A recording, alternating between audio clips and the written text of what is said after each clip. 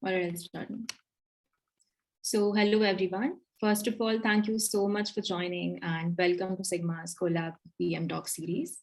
Today, we are honored to have Mr. Anubhav Rotaki joining us to talk about product management and share his experiences and learnings from his very successful career journey. And it's my pleasure to introduce him to you all today. So Mr. Anubhav is a Senior Director of Product Management at Adobe. His team is responsible for managing Adobe Illustrator, which we all know as the world's best graphic design product. Over the last 20 years, Mr. Anubhav has been building tools for creative professionals, working in video, audio, and even graphic design industry. Prior to his stint at Adobe, he worked at the Bay Area with Dolby Laboratories as an application engineer for around 3 years. He has an MBA from IIM Lucknow and also a master's degree in electrical engineering from the University of Texas. To inspire others from what he believes to be a very non-traditional route to success, he's also building a platform called Beyond IIT, where he shares his successful career journeys and also let other people talk about their career journeys, the people who especially did not get into an IIT and still managed to find a path to success. Well, believe me, that's also not it. He also manages a newsletter and a very successful community of product management called PM Talk. Now, I'm sure you're very excited to hear from Mr. Anubhav himself. So let us all welcome with a big round of digital applause. Over to you, Anubhav. Great. So, sorry, big round of what applause? It was digital applause. Digital applause. Okay. Yeah. Great. So my name is Anubhav. Please call me Anubhav. Don't call me sir. Don't call me Mr. Anubhav. Don't call me Anubhav Ji. Don't call me Rohatgi Ji. I'm delighted to talk to you. I love talking about product management. I love talking to early career people because I strongly believe that there is a lot that I can share about both my career journey and also as you go about building your careers in product management or elsewhere. And I strongly believe that there are many paths to success, and my book Beyond IIT largely deals with that. So we can talk about that when we have time. The reason I'm talking so fast is because it's 4 p.m. and it is Sunday. And the only goal for today, there's only one goal, is to not make you fall asleep. Okay. So I'm going to try my level best. I'm a great speaker. I love presenting. So I'm sure you'll have a great time if you pay attention. The one thing I'll promise you if you pay attention is you will be able to multiply your career earnings. So if that's something that is interesting for you, and if you want to land a career in product management over time, you should continue and listen and perhaps put the phone away and just focus on this conversation for once, because hopefully the next 45 minutes will help you understand how to see the world a little bit differently and what you can do to multiply your career earnings. The talk is divided in 2 sections. I will take questions after each section so that you don't fall asleep. Again, the only goal is to make sure you don't fall asleep. So the first part is really about product management, the core function of a product manager. How do you measure success as a product manager? And the second part of the conversation, which might be interesting for you, is largely around career building. How do you craft your career? How do you choose the battles that you want to fight so that you have a greater chance of success as you fight these battles? Great. So let's get started. So let's talk about the changing roles of PMs. But I think before I talk about how the role is changing, I think it's important to have a quick primer on product management. What is product management? So product management very simplistically is, you take a product, you add a feature, you complicate a product, and then users leave your product to use a different product. So it is this sort of cycle that you have to manage. How do you keep a product simple? Because it is not easy to keep a product simple. And how do you make sure that what you're building is of value and that value is realized quickly in the journey of a customer as they use your product? So the sooner the value is realized, the more people come back and use your product, the more people care about your product, the more people promote your product, and that leads to virality loops, it leads to growth, it leads to all kinds of fun things. So as a product manager, what you have to do, and maybe I'm preaching to the choir, so tell me if this is all a waste of your time, but there are sort of many roles in the one-to-one product management space where you are managing an established product and you're managing future releases of an established product. So if you get a role at Uber, Zomato, or any of these startups that are pretty big now, chances are very high that the role that you will get will be to make something that exists better than it was yesterday. So the key part of a product manager's job is to align everybody on what does better mean. So how do you align on strategy? And if you align on strategy, what are the things that you need to do to get you there, which is to get you to success. You have to evaluate every idea, because as a product manager, a key part of your job is prioritization, which is how do you pick and choose things that will have the greatest impact for your product. And you measure baseline so that you know what is the current behavior, what is the success criteria based on current behaviors. Do you want to increase something by 10%? Do you want to increase something by 20%? And after you ship, what happens? Did you meet the goals that you had set out, or did you learn something? And I'll talk a little bit more about that later in the presentation. But if you do these 5 things, then you're a good product manager. 90% of product managers do not do these things because they just like talking about strategy, or they just like analytics, right? There are very few people who are also good at documenting their ideas, explaining their ideas, getting buy-in for their ideas, soliciting ideas from others so that they feel like they have ownership on the product. So those are things that I'll talk about a little bit more today. So if you look at the role of a product manager, the product manager's role is very different based on the size of the company that you're working at. If you're a small company, you just have a founder, a single founder, an engineer, and a designer. That is the best place to sort of build 0 to 1 products, which are just starting and you're trying to go from 0 to 1. So you're trying to get something built for the first time, and you are a close-knit team. Everybody's doing whatever they can to get the product out. As teams get bigger, roles get focused. You get specific developers, you get quality managers, quality engineers, you get project management for the first time to keep everybody aligned. You hire designers, you talk about product support. You have different people who are able to fill in the gaps. A product manager doesn't have to do everything. If you join a large company like Adobe, Microsoft, Google, Apple, Amazon, blah, blah, blah, blah, blah, chances are that you are working in a much larger team with specialized people in each role. So you have engineers who are specialized in what they're doing. You've got UX designers, visual designers, prototypers, user researchers, and everybody has a point of view on what is right for the product.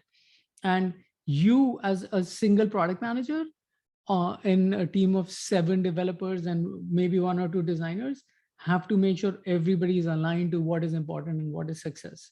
So the role completely changes based on what size of the a company that you join. And also the type of a role that you join a company for is also very different. There are various types of product work that you have to do. If you are a product manager, you can work on features, which is what we typically understand a product manager's work to be, where you try to improve things that exist today by adding new functionality to the product. There is growth work where you're not focused on building new functionality, but you're trying to make sure that your funnels are optimized. So people who are coming in, they're able to find value faster, they're able to realize value faster. And that is the job of a growth PM. Then there are scaling PMs who are largely working on the platform, which is it's a more of a technical role where you're trying to make sure that the platform that you're building on is scalable. So as you add more people, as you see growth, as you scale the business, you as a PM are able to make the right trade-offs and make the right calls to build scalability into the platform. And then finally, there's product market fit expansion, where you're significantly expanding into adjacent markets. You must never work on market expansion if you have a growing market and you have product market fit. If you have product market fit in a growing market, you shouldn't be chasing adjacent opportunities. Your goal should be to grow within that market first. And most founders, once they find product market fit, they believe they're done and they should move on to other things.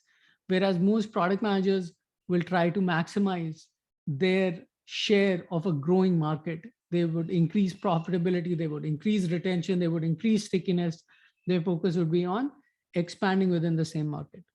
And there are other specializations for each of these roles, right? So every core PM has a specific focus, specific skill set, and they have a specific set of collaborators, people who they work with and they have to influence to get the best for the product. So there's a great post on Reforge called PM Specializations. I've picked these 2 tables from there because they really help you understand that there are many types of PM work. So if you are a non-technical person and you want to do product management, maybe you shouldn't be chasing a platform product management role.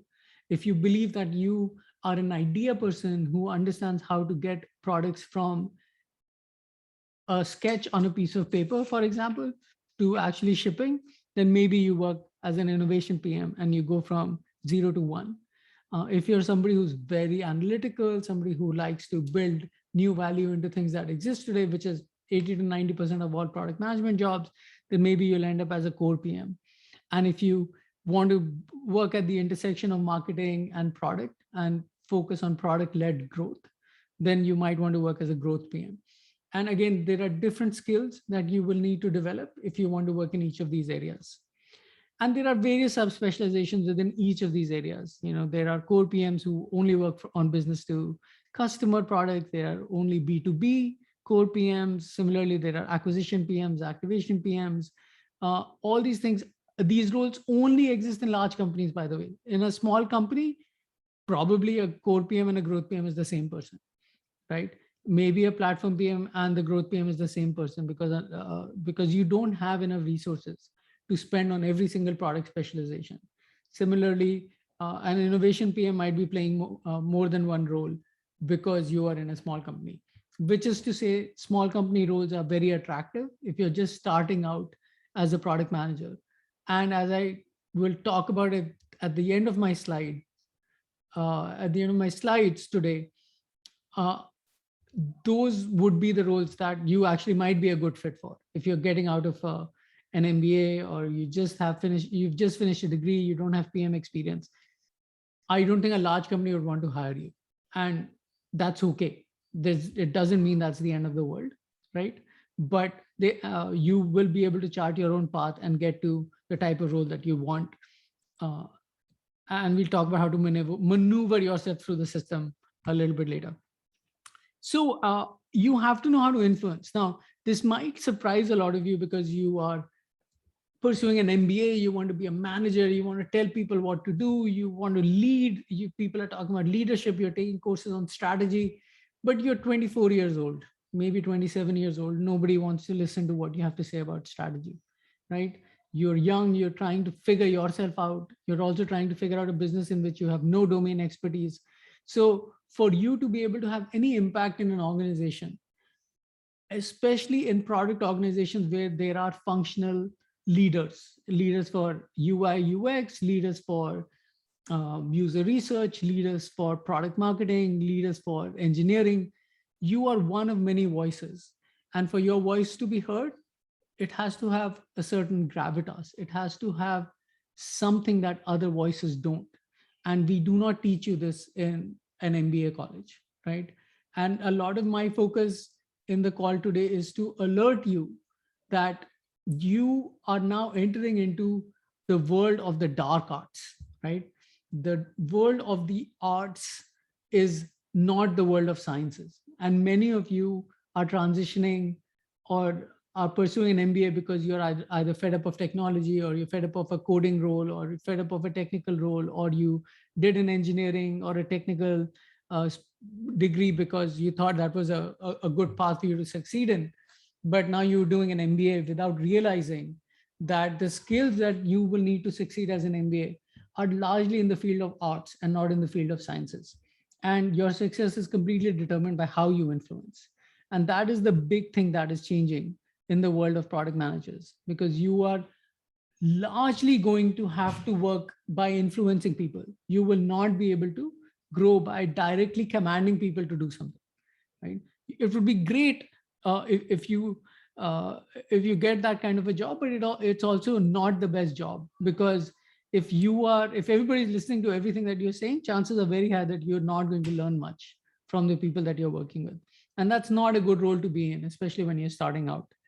And while you can force your point of view because you have a certain position, because you have a manager title, it doesn't mean that what you are pushing for will be complied with, or you will get the level of compliance and commitment that you're looking for. Hence, influence becomes extremely important.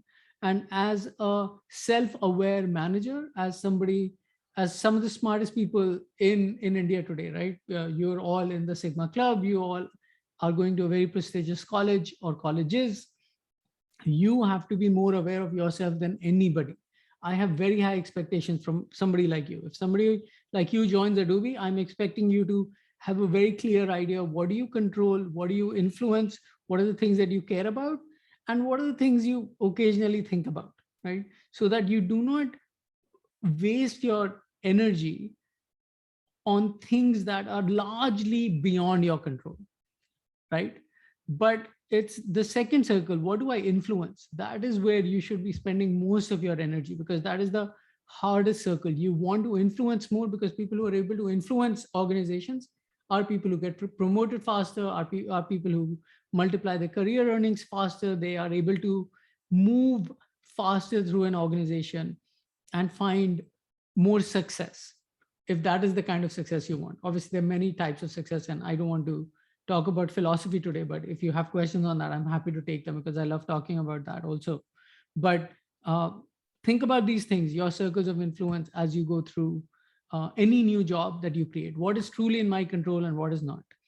Influence is not manipulation. You cannot learn it theoretically, right? It's very hard to learn how to swim by watching YouTube videos, right? And every one of you probably wants to be a stand-up comedian, but has never gone up and signed up for an open mic. So unless you sign up for an open mic, you're not going to get better at comedy. You're not going to get better at spontaneous thinking. You're not going to challenge yourself, and hence you're not going to exercise the muscle. If you don't exercise the muscle, you're not going to get stronger. So this is what I'm saying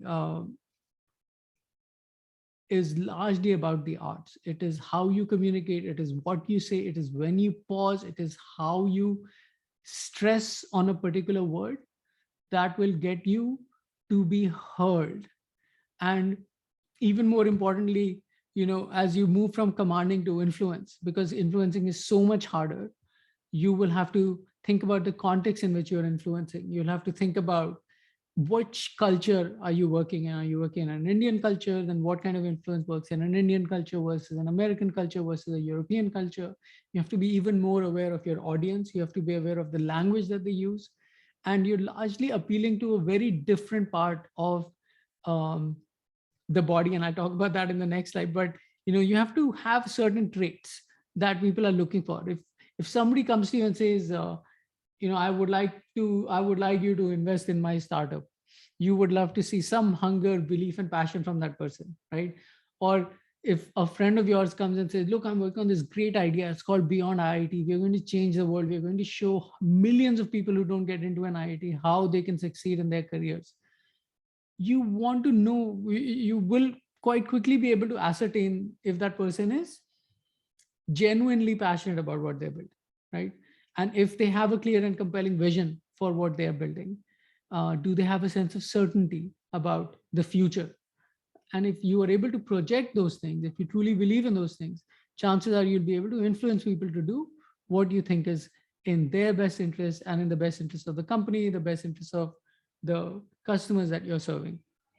And the words that you use, like if there's a lot of I in your interviews, if I did this, I did that, and you're not crediting other people, chances are that you're not a team player, right? And if you cannot tell me a story about your career journey, like why did you do an MBA? Why did you quit your job? Why did you never get promoted in a job that you held in the past? Then there is a problem, right? If you cannot tell me a story, then you cannot influence, because like it or not, you're living in a world of arts now and not sciences. And facts matter much less than how those facts are communicated. And there are many stories to explain a set of facts. Who has a better story? Which is a more convincing story? Do you have that convincing story? Do you have a rapport with the people you're telling a story to? Are you listening actively to the people that you're trying to influence to understand what is important to them? And does your story support their worldview? If not, what are you going to do? It is very important to understand what is your decision maker or decision makers looking for, so that you can speak to their biggest concerns without them feeling that you don't care or you're not aware of what is important. And when you're influencing, you have to be relaxed. You have to be prepared to invest time, because things will take longer than you think they should, right? Generally, you're so used to command and control because you're the smartest in the class. Everybody should listen to you, or you are a manager and everybody should listen to you, and things should move faster.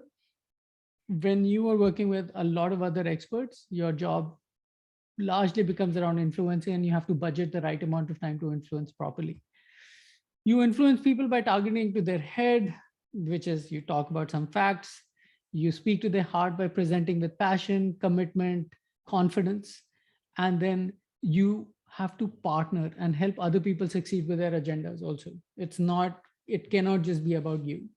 So there are many tactics to success, right? And all these tactics to success require you to influence properly, and influencing requires you to tell different types of stories. You will have to tell stories that connect, stories that influence, stories that talk about the future, because it is possible today. Things that were possible today that were not possible tomorrow, right? So there are many ways to tell a story to influence people. You should obviously read this book. It's called Influence by Robert Cialdini. He's one of the a really easy to understand book, which talks a lot about how influence works in the real world. You should also read Getting More. It's a great book. I learned a lot about negotiation from this book, and a lot of life is about getting more in various conversations that you're going to have with people. So in a way, this book is also about influence. So if you want to be an aspiring PM, you have to start.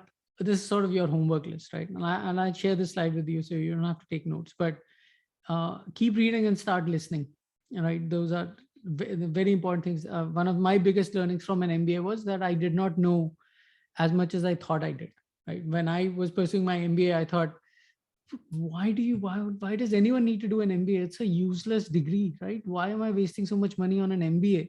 Nobody cares about an MBA. I already know everything. I have a master's in science. I went to University of Texas at Austin. I went to a US university, and I know everything.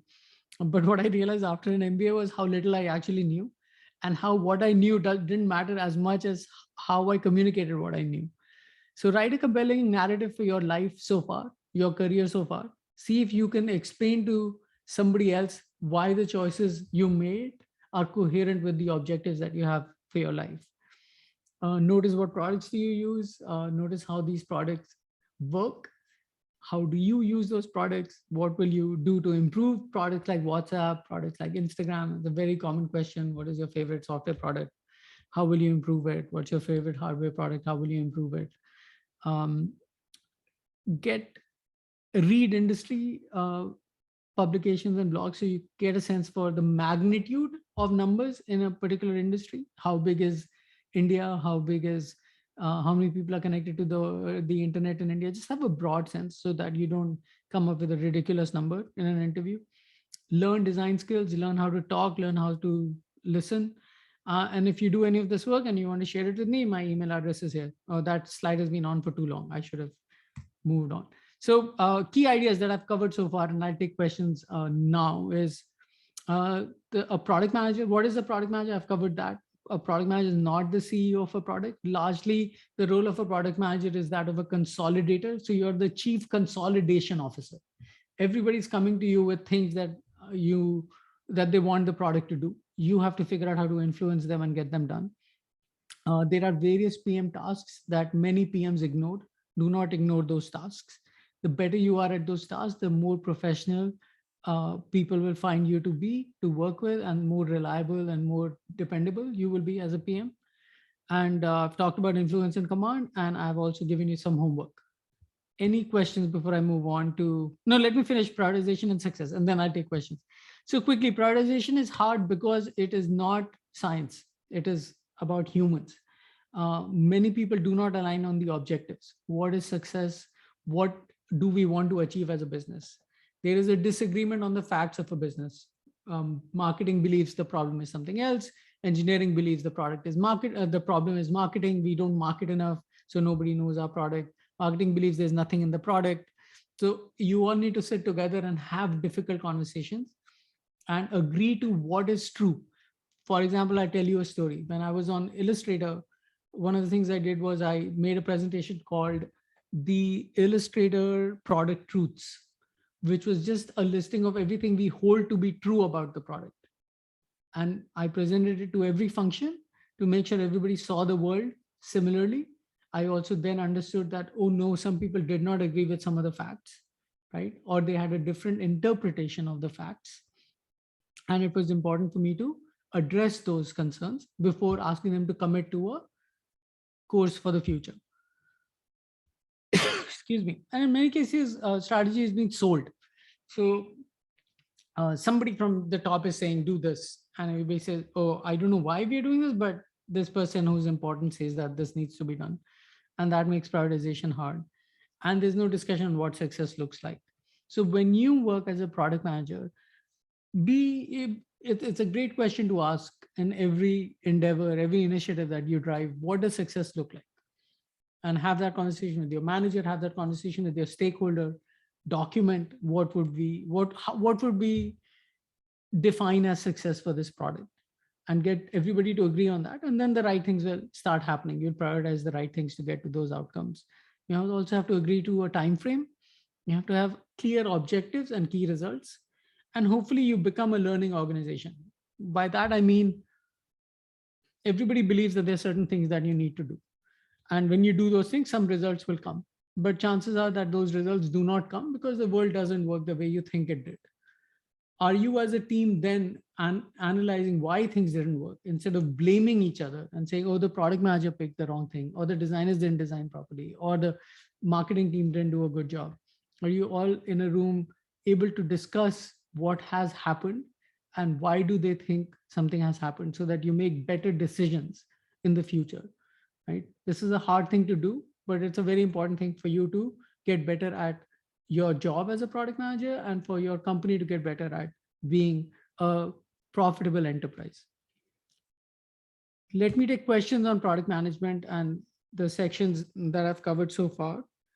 And then in the next half an hour, I'll cover some of the other tactics around getting into a PM role and crafting your career.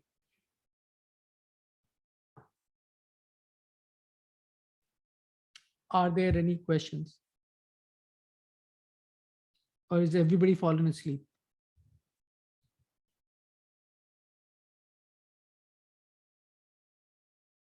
So I can't see anybody. So I'm going to sort of minimize and see if I can see a little bit more. If there are any questions, somebody has a hand up.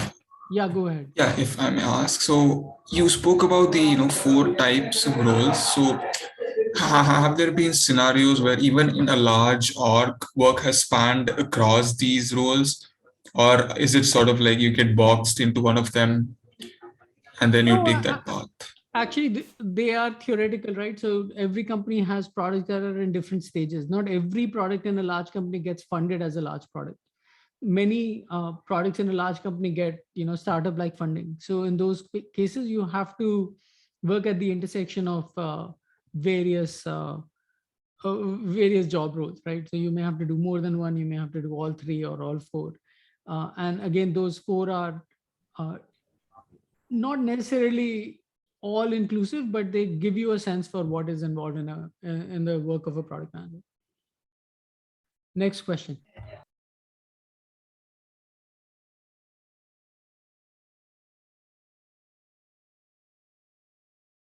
Well, everybody's super convinced with everything I said. There are no disagreements with anything I said.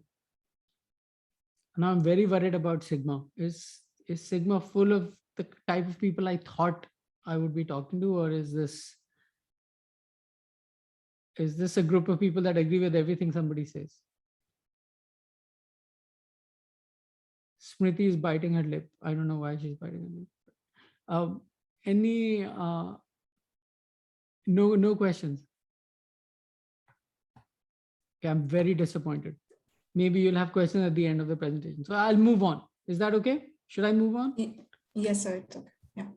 One hand is up. Brave hand is up. Let me take this question. I don't know who this person is, but Anurag, go ahead. So the question is like, so what would be like more important here when somebody is in the role of a product manager? Like how does someone balance the focus towards the creativity or the focus towards logic and taking the calculated risks? That's a, I don't know if I understand the question. Like, how do you balance creativity and logic? I think, why don't you tell me a little bit more about the question? Give me a little more context, and maybe I can give you a better answer. Um, yeah. So what I think creativity is like more about like taking an artistic approach. It might be anything from like maybe I'm talking about UI or something like that, but or UX there. Uh, um, so like how to think like where to follow like where to stick with the frameworks most of the times or maybe try something else and take the risk of going out of the box like something like that. I think you already are getting a sense for where the answer is to that question. It is very dependent on the context in which you're making a decision. And what is it that you want to do? Creativity for creativity's sake is not that important. Always using logic and making sure that you do only things that are dictated by logic. That will build a product that anybody can build, right? Because hopefully everybody is reasonable at logic, right? You all are, you all cracked cat and you all have good analytical skills, so you'll be able to figure out all those silly questions around, who, if x, y, and z are sitting on a round table and x is to the right of y and z is to the left of a, right? If it's all about Yeah. logic, then anybody will be able to figure it out, or you can put a computer to make all your product decisions. So you have to think about what is it that you have to do. Oftentimes platform work and largely technical work will revolve around logically fixing problems, analyzing where the problems are and trying to fix them. So it'll always be a mix of the two. It's hard to say one always trumps the other. The context will determine, what do you need to do. Yeah. Thank you. Any other question? Another hand is up. Hi. Yeah, hi, this is Praveen. Am I audible? Yep. Yeah, so there is one general question actually. Like you told that at the end of 2 years, you learned that what is the value of MBA. My question is that, like, were there any regrets that you had, like I should have done that in MBA? If you go ahead and give us that, we'll be doing that right now and learning it towards right now itself. Not It's everything that I've said so far. I think the value of an MBA is largely the friends that you make. The value of any degree is largely the friends that you make. You do a degree for yourself. However, most of us end up doing a degree in the hope that it'll allow you to transition from one industry to the other. It'll allow you to earn more money. That may or may not happen, right? So you have to be clear why you're doing it, and hopefully tie what you're learning to outcomes for yourself more than the outcomes for your career, right? Because outcomes for your career may happen a year later or 2 years later. And so that doesn't mean that you should lose your mind trying to pursue those outcomes or being incredibly frustrated that you didn't get what you want immediately after an MBA. I wish during my MBA, I had a better sense for the fact that I was moving from a world of sciences to a world of arts. And when I was growing up, I had zero interest in arts. I thought, painting is dumb, right? Why should anybody paint or draw if you can take a photo? You should be able to take a photo. And why do you have to paint? Like, it's a dumb idea. Why do you? So for somebody like me, it was a big transition because it took me a while to realize that just because I had the facts doesn't mean that my idea got picked to be worked on. Just because I had the most detailed out statement of work, or I had every corner case figured out because I was very analytical, doesn't mean that my idea would be picked by a company or that would allow me to proceed fast in my career. The one last thing, and I think this is going to be disappointing for some of you, is that an MBA largely teaches you to be an employee. It teaches you how to work for other people. And most of the wealth in the world is not made by trading your time for money. Wealth is made by owning assets, right? This is a little bit of philosophy, but when I see somebody with a nice car, or when I see somebody with a nice bag or shoes, all I know about that person is this person had money, now they have a bag, right? Or this person had money and now they have a car, right? It doesn't mean anything to me beyond that. So as you go about thinking about financial security, financial independence, spend the time to understand how markets work. It doesn't mean taking more risks with your money, but it definitely means trying to be financially literate. It is shocking to me how many IIM graduates hire other people to manage their money. And it's not because they are not, it's not because they don't have time. It is because they don't know enough to manage their money. And that is ridiculous. So 3 things, let me recap. Arts over sciences. Second is this degree is largely for yourself. Success will come. For some of you, it's going to come faster. For some of you, it's going to come later. So don't kill yourself thinking it has to happen. Everything has to happen now. Third is wealth, and understanding that wealth happens by owning assets, not by spending money on liabilities. Okay. Any more questions or should I move on? 20 minutes. We have another one. Okay, Yeah, go we ahead. have one more hand raised. Srinath, you can go ahead. Hi, Anubhav. So I had a question, like you mentioned the 4 different types of PMs: core, growth, platform, etc. How important are data skills for all these 4, or is it important only for any one Data particular skills, category? everybody should have data skills. I'm assuming every one of you has data skills. Okay. By data skills, I mean somebody who can open Excel and run a bunch of formulas, knows the difference between mean, median, mode, understands measures of central tendency. That's it. I'm not expecting any one of you to be data scientists. I'm not expecting any one of you to be machine learning enthusiasts, but I expect you to be able to talk to a data scientist. I expect you to be able to tell me the difference between a data scientist and a data analyst. I expect you to understand how to interpret data for a product. Okay.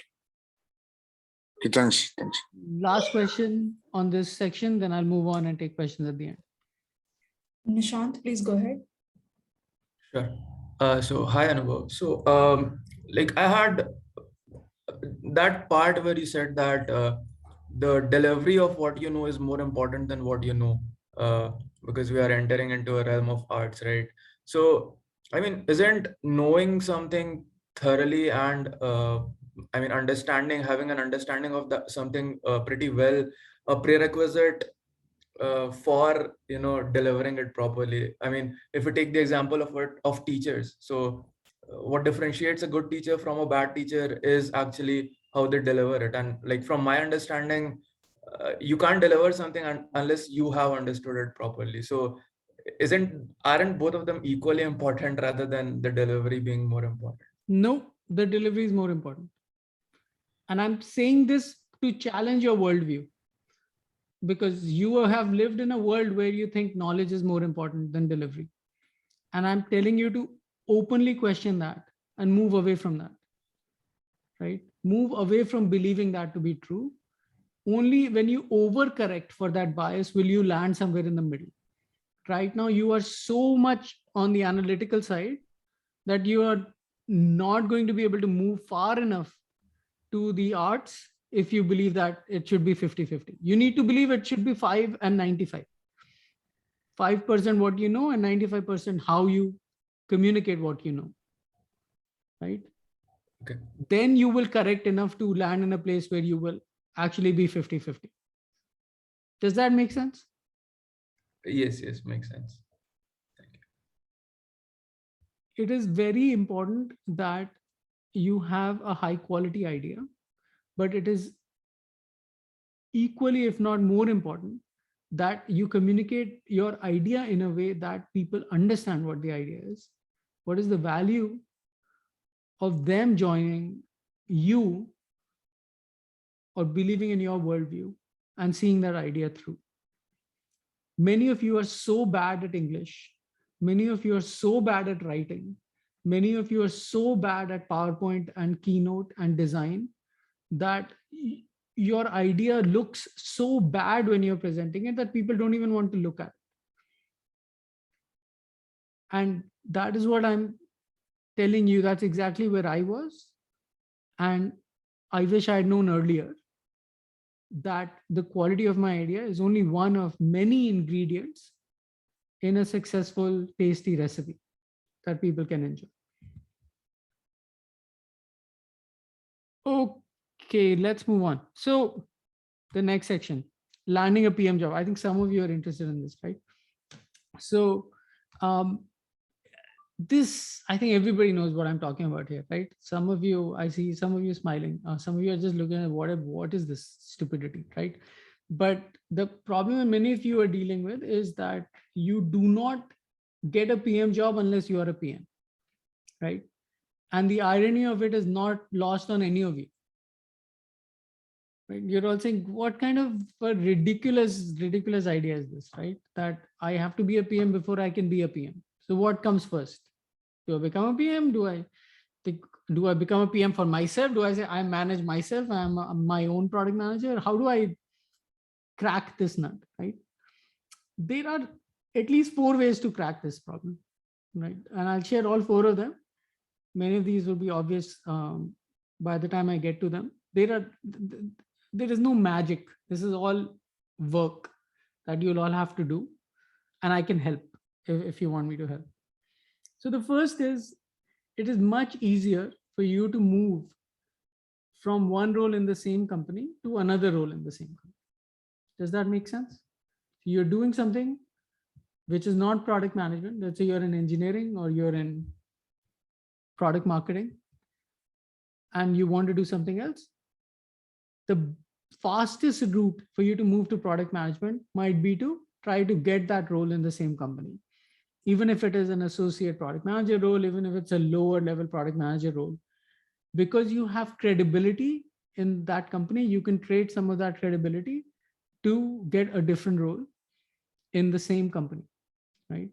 Now you are probably looking at this and saying, what a dumb idea. I am in a full-time MBA program, right? I don't have a job. And this person is telling me that I should move from a role in an existing company to a different role in the same company.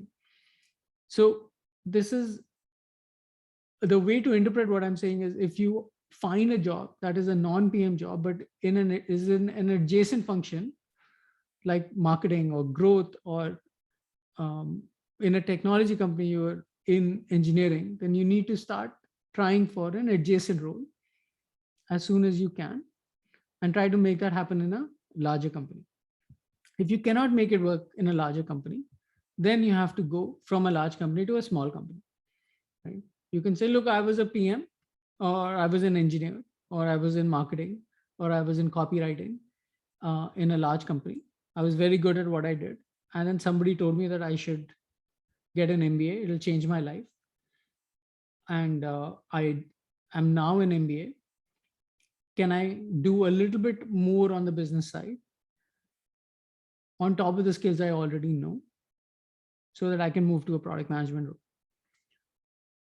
These type of transitions happen a lot, where we have somebody who is a QA engineer at Adobe or Microsoft, and Adobe or Microsoft say, no, we get so many resumes with an MBA who want to be product managers that we can't move you into a product management role.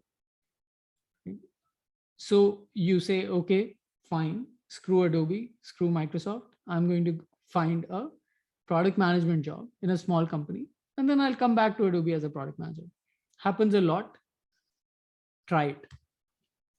The third thing is to talk to recruiters, right? People who are looking for product managers. The trouble with recruiters is that they're looking for perfect fits. They don't have enough time.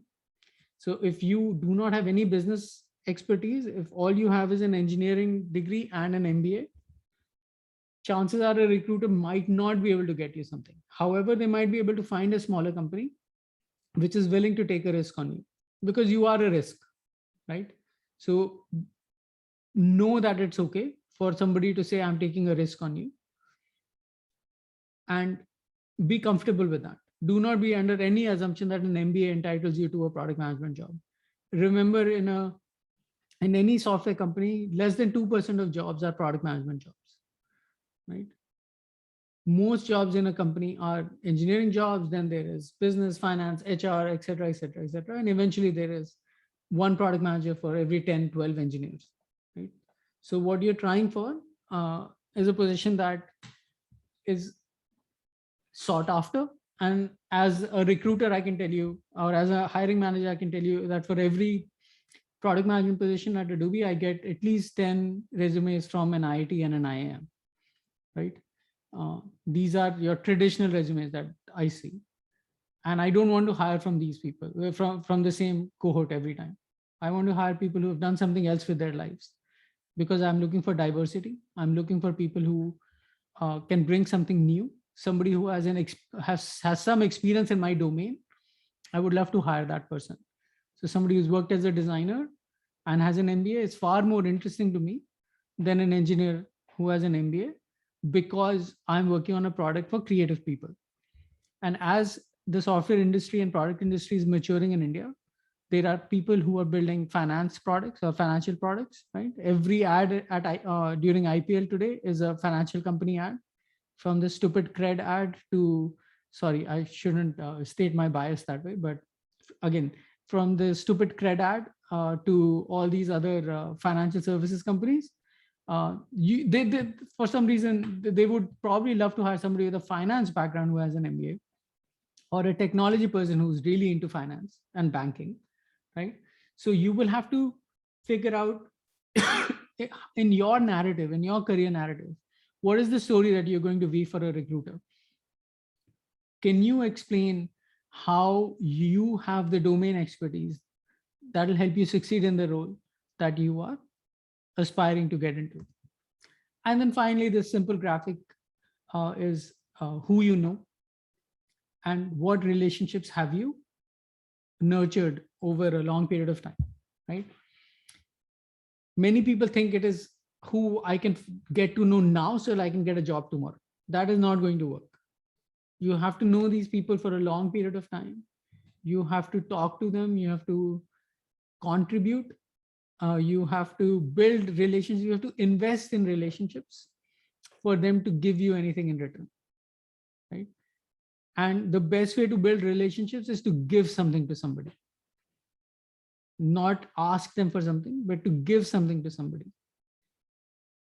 So if I'm writing a book on Beyond IIT, and you know somebody who can write a good forward for me, if you know a CEO who is a non-IIT CEO, then you can say, hey, Anubhav, I love this idea and I would love for you to meet this person. He's actually my chacha, mama, tau, somebody, right? Somebody I know. And I think he would be keen to talk to you, right? There are many people who are trying interesting and new things in the world. Try to be of help to them. And eventually they might be of help to you. But for the next 2 years, be of help, be of use. For you to have for you to have a network, you have to be somebody who has been of use to you in the past, right? Sorry, I said that in a weird way. That's how bad our communication is, by the way, right? I shouldn't have to struggle after 20 years of work in this industry to communicate the simple idea. But that is how bad we are as Indians, as MBAs, at communicating our ideas. So 4 very simple things, quick summary, right? Different job in the same company, different job in a smaller company, understanding technology recruiters, and building a network. If all those things don't work, here are 3 other things that you have to do. Because all of you are asking yourself these 4 questions right now, which is, how do I get noticed? How do I get hired? How do I get promoted? And how do I get credentials? The last one probably is not for you because you're already from the best colleges in India, right? The best MBA colleges in India, right? But many of you are thinking, why did I not get into IIM Ahmedabad? Why am I in IIM Bangalore? Some of you are thinking, why am I in IIM Lucknow? Or I don't think anybody from IIM Lucknow is there, but I'm Calcutta. Why did I not get into Bangalore? IIM Ahmedabad person is thinking, why did I not get into Stanford, right? Stanford person is thinking, why did I not get into Harvard, right? Harvard person is thinking, why don't I have $1 billion startup? So you can be unhappy wherever you are. I would encourage you not to be unhappy. You already have more than anybody in India. So the right thing to do is to look down, not up. Okay. So look down and use that to inspire yourself and keep your mindset in a positive direction, because good things happen to happy people. So choose to be happy and good things will happen to you. So quickly, how do you get noticed? You get noticed by showing your work, right? There are many people who are doing amazing work here. So let me tell you the story of Akshay Saini. How many of you know Akshay? I don't know, some of you do, some of you don't, right? But here's a boy who decided that JavaScript is going to be his sort of passion project. So he puts out JavaScript videos and he has put together a course on YouTube. He has many followers and he now works at Uber because of how good he is at JavaScript. He did not go to an IIT. He did not go to an IIM. He did not go to an ISB. But he decided that he wanted to learn JavaScript and show that he knows JavaScript. So if you're a marketing person, can you show somebody that you are a marketing person? Why should I believe you when you say that you are a marketer? What have you marketed? Can you show me your work? Similarly, I mean, she's an amazing person, right? She decided, Sanjana, that I just want to talk about B2B marketing, right? And if you look, she only has 250 followers on YouTube. It's not a big number, but I can assure you none of you can get 250 followers on YouTube, right? So do not scoff at 250 followers. In B2B marketing, she is interviewing people every day and sharing what they have learned about B2B marketing. She is now working for a company based out of Sweden and helping them sell their B2B software, right? And that happened because she was showing her work. So are you showing your work or are you hiding behind some veil because you believe you're not good enough, right? There was a great design director at Adobe. His name is Khoi Vin. Khoi said, Anubhav, everyone has 10,000 bad drawings in them. You have to get those 10,000 bad drawings out before you become a good illustrator. So what are you doing to get those 10,000 bad drawings out of you? 10,000 bad marketing tactics before you get to a good marketing tactic. 10,000 bad copywriting ideas before you get to the right copy. Or are you just going to say, I will only share when I'm perfect? Because that will never ever happen, right? So let's say you get noticed. How do you get hired? You get hired by knowing what kind of a job do you want and getting very targeted in your search. This is very hard to do because when I was doing an MBA, I thought, yeah, any company that will hire me is good enough, right? As long as it's a product management title, as long as any company will do, right? I'm not the smartest person. I have a 7-8 GPA. I'm not going to get a 10 GPA. Nobody day one, I don't know, are there day zero, day one, something like that, right? So no day zero company is going to come for me, right? So any company is okay, right? So then you will get any company. And if that's what you want, that's okay. But if you know that, oh, this company does very interesting work in this field. And I feel drawn to that field. And I think I would love to know 5 people in that company. Then maybe over the next 3 months, you try to find 5 people to talk to in that company, right? Let's say you're in the drinks business, right? And there are all these companies that are making cocktail mixes. Do I want to talk to 5 people in a cocktail mix company, right? To understand if there's anything in that industry, right? Or, I really care about Bitcoin, right? And I want to understand what is going to happen with Ethereum, what things can happen with different types of digital currencies. I care a lot about digital currencies. There's so much money going in digital currencies. I would love to figure that out. Can I have 5 conversations with people, right? And who have you spoken to understand where will you be a good fit? Because remember, everybody's looking at you and 50 other resumes that look like yours. So for you to stand out, you have to have specific skills. And your specific skills have to speak to the industry that is trying to hire you. Once you land an interview, there are so many interview prep resources on the internet that you can easily crack an interview. If you choose to invest the time in going through all these interview prep videos, right? There is interview prep for product managers. There is interview prep for Facebook product managers. There is interview prep for Amazon product managers. There is interview prep for Adobe product managers. There is interview prep for every single company, every single role. So at least watch those videos. I think you'll be fine, but be spontaneous, right? And again, people are going to hire you based on how you dress, how you show up, what story do you tell about your work, because they know you are from an IIM, you'd probably be okay, right? They're trying to figure out whether you are somebody who's going to stick around or not, whether you are passionate about the work that they're doing, or you're just looking for a job, right? And can you communicate your passion and your story in a way that makes sense to the hiring manager?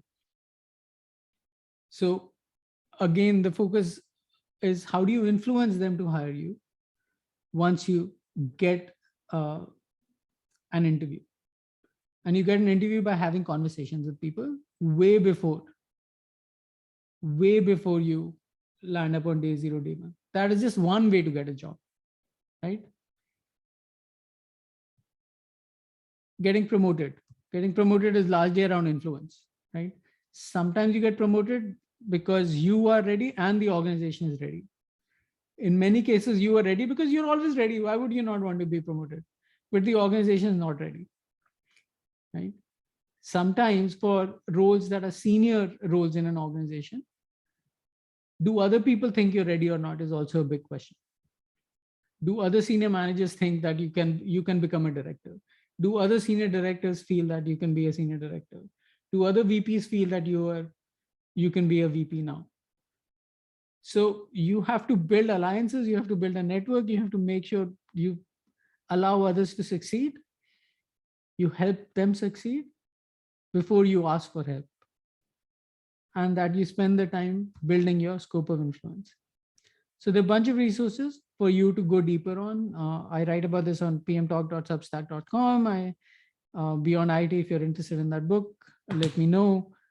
You already have my email. You know how to get in touch with me. There are many books to read. There is so much that is available for free. You just have to decide to make it a priority. Any questions on what I've presented so far? And I'm going to stop sharing now so I can look at your faces and the hands go up. So, Anubhav, we have a question in the chat.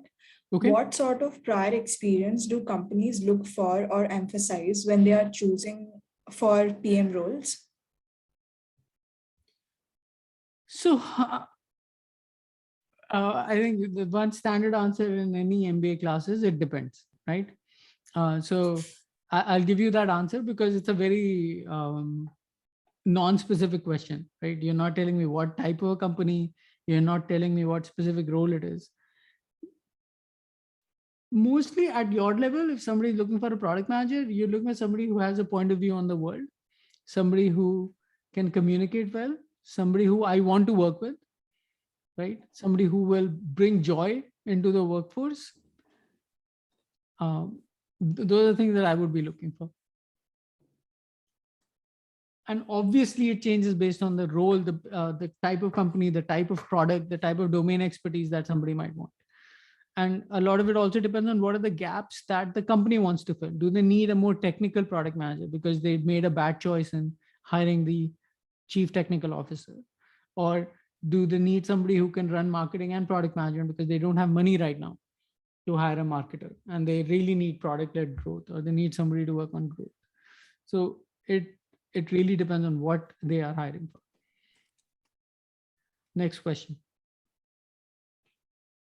In continuation with that, how would this emphasis like change with respect to the different roles that you've mentioned? Right. So I think I've answered that. Yeah. I saw that question. Anything else? Or everybody's on board with everything I said? Oh, there's another thing in the chat. People are very afraid to talk. This is how bad we are. Or we're in a very loud environment and we don't want to unmute. Non-tech backgrounds. What do you think we can do on these lines to ease and speed up the transition? I think you have to learn how to talk to engineers more than be an engineer, right? So it'll be good for you to understand the trade-offs as you think about making choices for the product. What are the expensive ways of doing things? What are the non-expensive ways of doing things? Why are things expensive to build? So it'll help for you to understand, at least at a block level, how are products built. And by products, I mean, are you building a web-based product? Are you building a web app? Are you building an iPhone app? Are you building an Android app? What is the platform on which you're building? At least get a sense for broadly what are the things involved in developing that product if you're a non-tech person, right?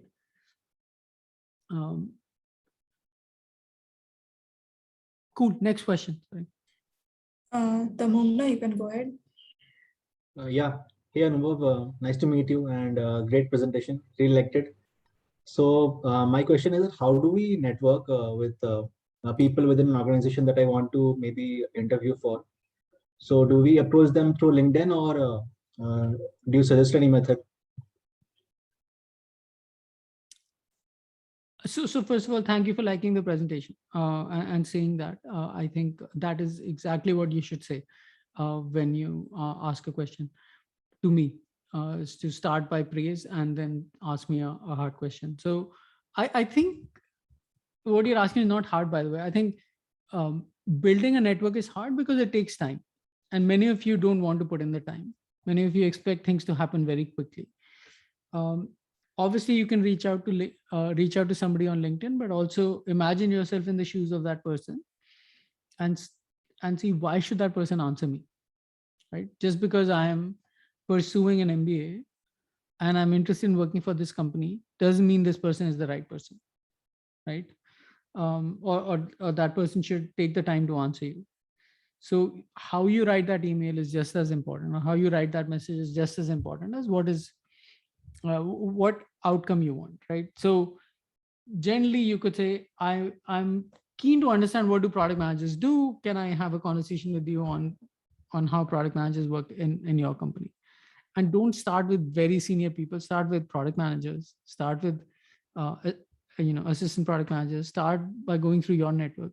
You have a much greater chance of a response if you go through a person than through LinkedIn, right? So talk to other people you might know in the industry, and you can figure a lot of that out through LinkedIn today. But that would be my advice, is to not just think about a cold reach out on LinkedIn, but if you do, then at least have something that the person cares about in that message. Next question. Yeah, hey Anubhav, I was curious on the joining the smaller company part as a PM. So since the amount of guidance and mentoring you might get in a smaller company would be limited, how do we go about it? Moreover, PM is said to be an evolving domain. So how you might have to start on your own, and how would that affect us? The fact that a small company is willing to hire you as a PM is a good sign in itself. It means that they believe that you have the raw talent to do a good job for which they've hired you for. So now you just have to have conversations and apply yourself and learn as much as you can about the domain and try to be of value to the team. Right? Instead of just being a product manager, try to be of value, which means if the team needs somebody to test the product, go test the product. If the team needs somebody to write copy for the product and write marketing copy for the product, write it, right? You'll have to figure out what are the gaps that they're trying to fulfill and do the things that you can to fill in those gaps and be of value. You will learn a lot more in a small company PM role than in a large company PM role. Large company PM roles are scaffolded, which means there are too many people. And oftentimes, I mean, I hate this, but there are many large companies who hire many product managers for a single product or even for a single flow. And that to me is dumb. Like this person is a product manager for a button when the button is red. And this person is the product manager when this button is blue, right? So don't do those. Don't allow yourself to get into those type of roles too soon in your career, right? Be patient with yourself. You are just starting out. Nobody's expecting you to know everything. However, I'm expecting a certain level of polish in the work that you do. I'm expecting you to show up. I'm expecting you to honor your commitments, which means you are going to do what you said you are going to do. Many people don't even do that. Next question. We are 10 minutes over. So I don't know how fast you want me to go, but or how many questions you want me to ask. I don't know how long we can go for, but. So Anubhav, there's one question in the chat. I'll just read it out. It's from Badal. It says that you mentioned that people. We answered this one. So next one. All right, then I think that's the. Yep. Hey, Anubhav. Hi, great Hi, orator you are. So I just wanted to ask, I being, mostly almost 4.5 to 5 years in product industry being on, software roles. And in between, I also had an entrepreneurial stint. So I'm more inclined and more interested in more product innovation domain. So should I not even consider service industry for PM roles or? Yeah, service industry is crap. Don't pursue service industry roles. Even as a software developer, even why? If you can build something, build it yourself, right? Hire people, take a risk, do something on your own. It takes a long time to do something on your own. So if you can commit to that, if you have the right personal circumstances where that'll be okay for you to work only on something for yourself, your own selfish interest for a long period of time, then it's okay for you to pursue something on your own. So have a more of a holistic point of view on how you want to run your life. And this is not just an answer to your question, but it's guidance to everybody. Many of you are type A people. Many of you are people who like to get something and often and are able to get what they want and would love to be able to keep doing that for the rest of your life. What happens is you run out of time or you run out of health as you chase money. And hopefully COVID has taught all of you that, you don't have enough time and you don't have health, right, to count on. So hopefully you take the time to lead a more balanced life where you can have the time to enjoy your money while you have the health to enjoy it, right? There's no point going to Kashmir when you're 60 and you cannot hike, right? It might be better for you to go when you're 25 or 30 or 40 or as old as I am, and still hike while your knees allow it, while your joints allow it, and while you still have the money to take a week off or 10 days off, right? So these are the three things you're trying to manage in your life: your health, your wealth, and then the third is stealth, which is what are you learning? How are you learning? How are you building skills? What skills are you adding on top of your skills? Because when you did your bachelor's, you realized that was a base degree. Nobody cares about your bachelor's. So now you've done your master's. In a few years, you are going to realize that nobody cares about your masters. So you'll have to figure out, okay, what do I do now? Right? So it is an endless journey. You are a product that is never done. There will always be updates, right? So you keep updating the software that is running you, and you'll be okay. Yeah, makes sense. Makes sense. Thank you. Next question. Yeah, Anubhav, there is one more question, and I think we can close this after that, if that's okay. Sure. Yeah, Srinath, you can go ahead. Yeah, Anubhav. So I have close to 10 years of experience in the cybersecurity domain. I know it's a very niche domain.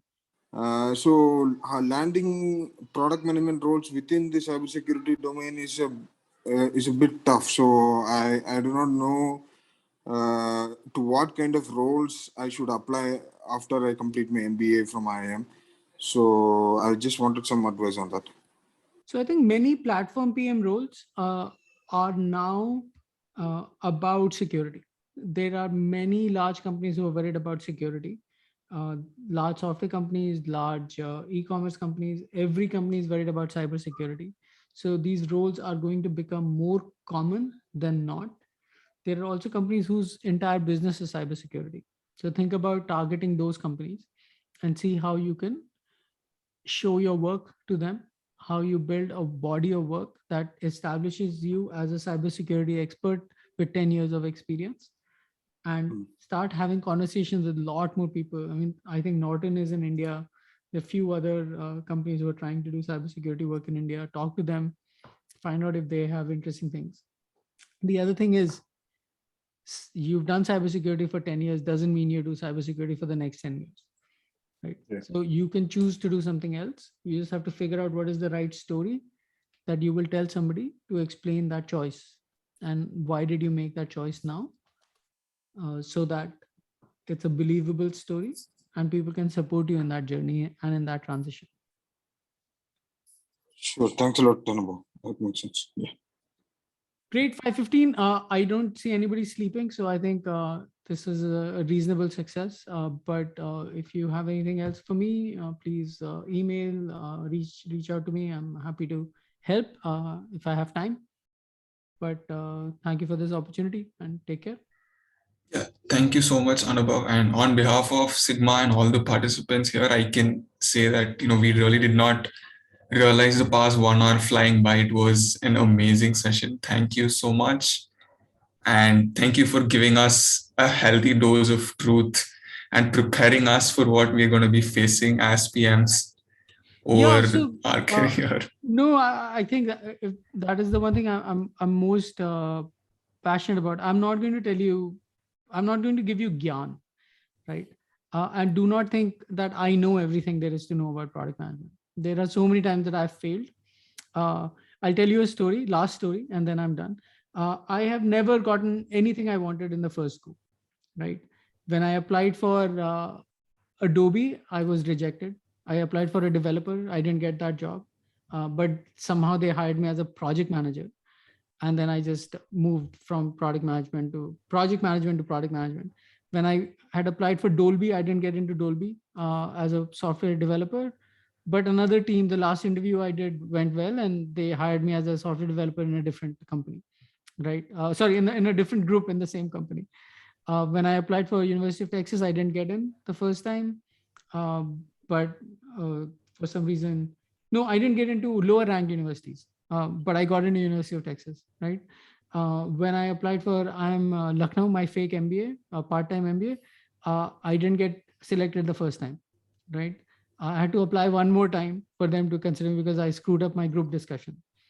So your path through life is going to go through twists and turns, right? It is like climbing up a mountain or driving up a mountainous road, right? You're going to have twists and turns, and it's not going to be a ladder up all the way, right? Many of you have this view that your career is going to be a ladder up, right? You keep going from one level to the next and everything's going to be okay. That is not going to happen. And if that happens, you're very fortunate, and take luck over talent any day, right? Because if you're lucky, you get into the right company and the company does well and is able to provide enough growth opportunities for you. Good luck to you. And, thank whatever you believe in. that happened, because chances are it's not going to happen for many of you. And that's okay. So be kind to yourself. Many of you have not been kind to yourself. You've been running on a treadmill for a long period of time, right? You have to start thinking about, how do I ease off this treadmill? What do I want from life? What do I particularly want from life? And how am I going to make that happen for myself? And how will I be judged on what I think is important than what other people think is important, right? Those are philosophical questions that you have to answer. And the sooner you answer them, and the more specific your answers are to yourself, the more honest those answers are, right? Because what is right for you may not be right for anybody else. That's it. Enough gyan. I said no gyan, but I just gave you a bunch of gyan. So I wasted 4 more minutes of your life. 4 more minutes you're never going to get back. So sorry about that. But take care and thanks. Bye.